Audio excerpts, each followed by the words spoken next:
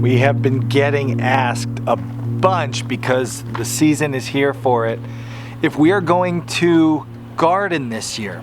And it's funny because this is the first spring at our new homestead here in Pennsylvania. And the very first thing we did at our old homestead back in Connecticut was a garden. And it was one of the biggest mistakes we ever made on that homestead.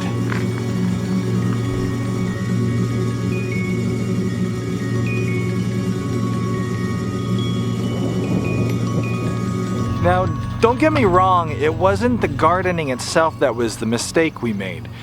The mistake we made was we made a giant garden like the size of an animal pasture, not realizing that we were new gardeners. We weren't going to be able to handle such a big garden. We spent a ton of time, money, and energy on that space, and in just a year or two, we transformed it into a fenced-in animal pasture like the one behind me.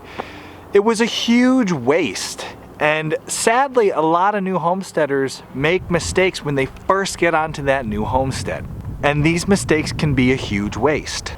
Here at our new homestead, we are going to garden, but we're not gonna make a huge waste of time, energy, or money doing it.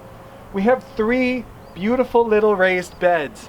And now with almost a decade of homesteading experience behind our belts, we know we'll get way more food out of those 3 raised beds than we ever were going to get out of that giant half-acre garden monstrosity that we put in that first year at Squash Hollow. If you are a new homesteader or are going to be soon, there are a few mistakes like that one that we made that you can avoid. And in an upcoming episode of the Homesteady podcast, Kay and I sat down and talked about the mistakes new homesteaders can easily make that they should avoid. These are 3 things that you don't want to do when you move on to your new homestead. And it's hard not to do them, which is why we can make a video clip about this.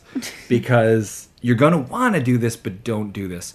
We did it. We did it. We made these mistakes. This is what we did. You can learn from our mistakes. Yeah. The first thing you don't want to do is show up to your new homestead and go crazy, like throwing all this money at it to put in new infrastructure. Yeah.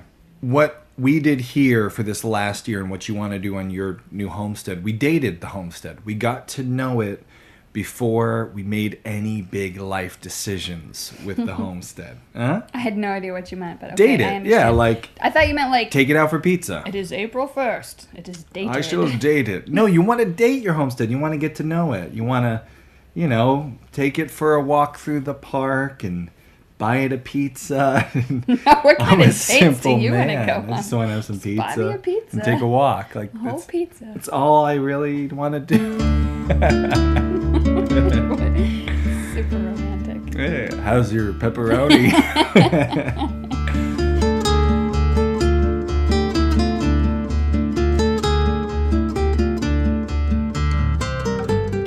Don't touch my pizza. Time getting to know this property. Take the time to get to know the infrastructure, because even if you have experience homesteading, the new place is going to be very different. Mm-hmm. And if you have no experience homesteading, it'll still be good for you to take it slow. Don't build a barn right away. Don't run water lines right away. Don't put in your permanent fencing right away. Don't cut down all the trees. We know this because at Squash Hollow, the very first thing we did when we decided to start homesteading was all that.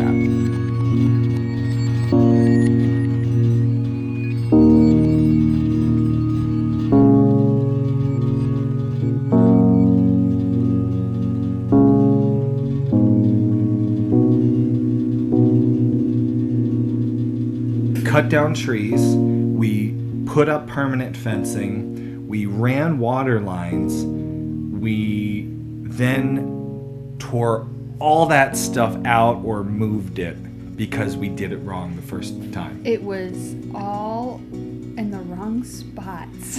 We had big ideas, but we had not done any of it yet, and we didn't understand how the property was going to work the best way, nor what we were going to enjoy doing. Right, and when we say how the property worked, we mean like where the water came through. Yeah. Where the best soil was. We kind of just jumped in feet first, and And if we would redesign that property on Squash Hollow, it would change so much. It would have been what we left. Similar. Maybe, but it would not have been even similar all of to it. what we left. Yeah, think of like the pig pad and Right, no, you're loading right. pigs and stuff. Like we were, before we decided to move here, we were in the process of kind of a redesign for Squash Hollow. If someone has never homesteaded, they're not going to know what we learned over those 7 years. So for those people, you're going to have to do something, Yeah. right, to learn. But the point we wanted to make is just little bits at a time. Right. So don't jump into don't spend $50,000 on infrastructure because you're probably going to change it. Right. So nowadays there's a lot of temporary things you can do. Yeah. And we'll get to that. And we'll get to that. So what you should do. But for don't now, go just permanent right away. Even on this property in Pennsylvania, where we've been coming seasonally for years, right, and you knew it, there were still things that you thought you would do when you got here that have changed. Like, one of the things you should do pretty soon when you move onto a property is plant your fruit trees and your fruit bushes and that sort of thing. We could have done that last year. We were here for summer. We could have planted in the fall. But I did not want to plant anything till I lived 4 seasons here. The sun shifts where it rises and sets. Where you get good sun in the spring is different than the fall. You can get an idea, sun rises in the east and sets in the west, but you still might be able to really plan it perfectly if you just take some time. Other than sun, rain. Yeah. This year we had record rains. Crazy. You're not going to know what areas flood in a heavy rainfall. You might put up a whole fencing for a paddock for livestock and realize it is in the wettest spot on the entire property. It's a swamp and you can't use it half of the year. That happened to us here. We have never seen such a wet year. The barn flooded. It's never done that before.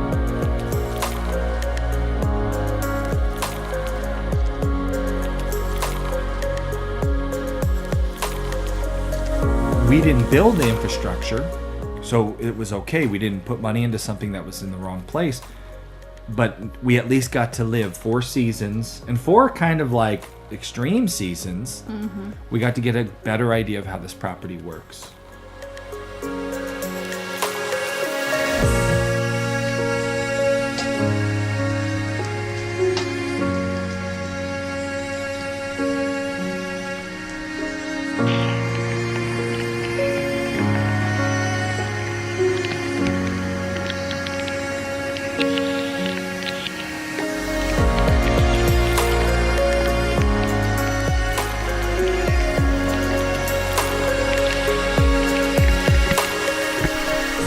Rain's finally slowing. Came back out to check on the barn. You can see here there's a big pond out there of water. You'll notice here we do have really good drains in the floor, but it was pulling debris in so fast it was clogging those drains, and that's why the water wasn't draining and it was just coming up in here. This has created so much work for us for the next week. This chicken run got completely flooded. You can see the chickens are standing in water. So we're gonna have to scoop all that bad stuff out. We come over here to our hay storage side.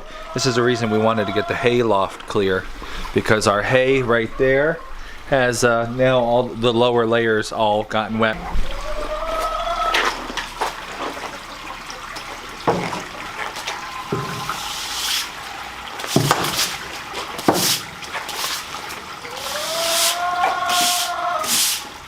Another don't would be don't get new animals right away on your new homestead.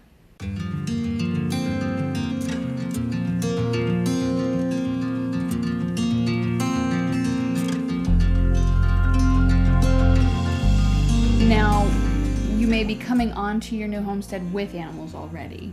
So, you've had them, you're probably familiar with them and their needs. Keep them. And we did say in the last podcast, if you're moving homesteads, that's the time to get rid of some of your animals. Yeah, get rid of problem animals. Yeah. And Or even ones, low producers. yeah, that you're not super into. So maybe you're moving on with animals already. Don't, as soon as you move in, decide like, hey, I've got this big field. I'm going to throw 24 sheep out there.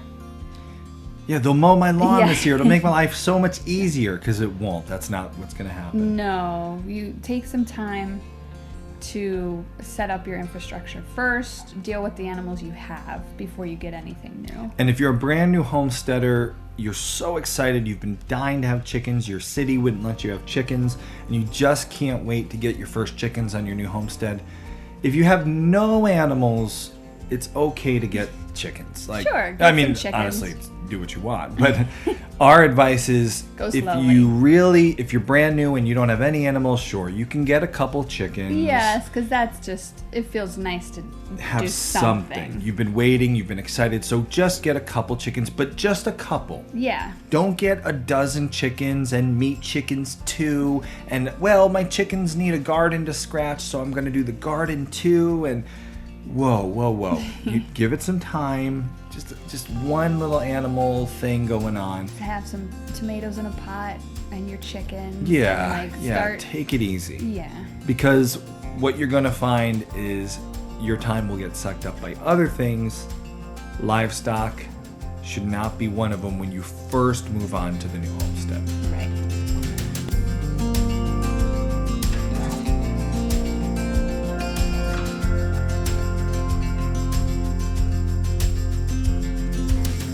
You think of like homesteaders from the 1800s, the original homesteaders, they needed livestock because they were going somewhere where they wouldn't have a lot of food resources. They had to feed themselves. It was still hard. Yeah. And it was still hard for them. Are nowadays, I mean, you can go to a local farm and buy farm fresh eggs. Yeah. So just take it easy on, don't get a bunch of new livestock. Speaking of farm fresh eggs, Ooh. ready for this segue? I like where this is headed. Don't expect to make money right away off of your homestead. Nice segue. And That's perfect. and eggs, right? We've moved into an area where there is a lot of agriculture. People are selling eggs for dirt cheap. If you've never run a farm business, your first year you're not going to make any money. We have run a farm business, a successful farm business, for a few years back in Connecticut. We had profitable enterprises, which is hard as a farm. We made money off of pigs. They were totally profitable. You're going to spend somewhere around $100 per feeder pig, another $220 to feed and hay that pig.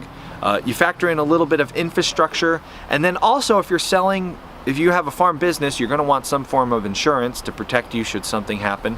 So all in all, each pig that we raise costs us about $500 to bring to the point of 8 weeks old all the way to ready to go to the butcher. $500 is a lot of investment, but we charge for each of our pigs at a minimum of $800. And If depending we moved here and did the exact same thing we did in Connecticut, we would have lost our bacon. Because it's totally different here. What we would charge for a pig back home, people laugh when they hear the prices that we would ask people. So as an already operating farm who already had a business model, moving would have broke that business model. The same business model would not have worked here. And that's someone who has experience. If you've never run a farm business, don't expect that first year to make any money. Expect to lose lots of it. Because running a farm business is hard even if you have 7 years of experience doing it. Yeah, it just goes back to start slowly. You're not going to make money, so just start slowly. So just kind of dip your feet in there and get a feel for what you're doing instead of jumping in and thinking like you get all the animals, make all the product and sell it all and make money. So it just shows you it's hard to make money when you're new to an area. You got to find a good niche, and to do that, well, we'll get into what you should do to do that in a little bit. Just don't expect to make much money when you first move onto your homestead. And we haven't. And we have not made any money. Well, we just had to make adjustments, right? Had to change the way we were feeding them. Oh, yeah. Get rid of chickens. Yeah. Just had to change.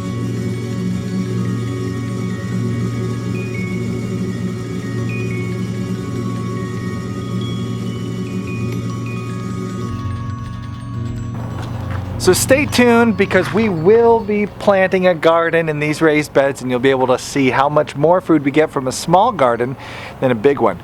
Don't forget those mistakes not to make. And in the upcoming episode, make sure you subscribe to the podcast by clicking here.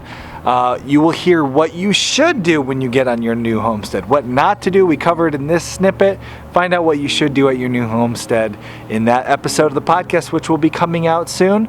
Subscribe to the podcast there or links below, whether you have an Android or an iPhone, any kind of phone, no phone, and you just watch it on the computer. All the info's right there. Or right here. Or right here.